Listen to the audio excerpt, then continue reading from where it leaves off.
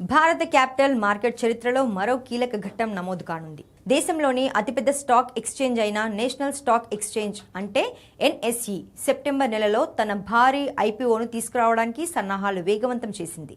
దాదాపు 30,000 కోట్ల విలువైన ఈ ఐపీఓ భారత మార్కెట్ చరిత్రలో అతిపెద్ద పబ్లిక్ ఇష్యూలలో ఒకటిగా నిలిచే అవకాశం ఉంది. ఇప్పటికే ఎన్ఎస్ఈ మార్కెట్ నియంత్రణ సంస్థ సెబీ అడిగిన పలు అంశాలపై వివరణలు సమర్పించినట్లు సమాచారం.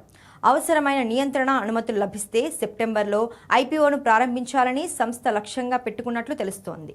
ఈ ఐపీఓ పూర్తిగా ఆఫర్ ఫర్ సేల్ విధానంలో జరిగే అవకాశం ఉంది. అంటే కొత్త షేర్లను జారీ చేయకుండా ప్రస్తుతం ఉన్న వాటాదారులు తమ వాటాల్లో కొంత భాగాన్ని విక్రయించనున్నారు. దీంతో ఐపీఓ ద్వారా వచ్చే నిధులు నేరుగా విక్రయించే వాటాదారులకే వెళ్లనున్నాయి.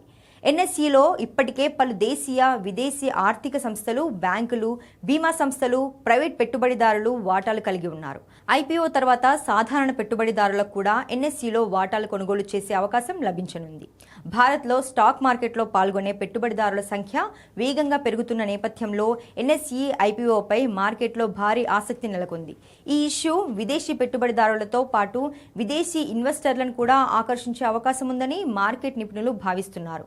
అయితే ఐపీఓ తేదీ, షేర్ ధర, ప్రైస్ బ్యాండ్ వంటి పూర్తి వివరాలు సెబీ అనుమతులు లభించిన తర్వాత అధికారికంగా ప్రకటించే అవకాశం ఉంది.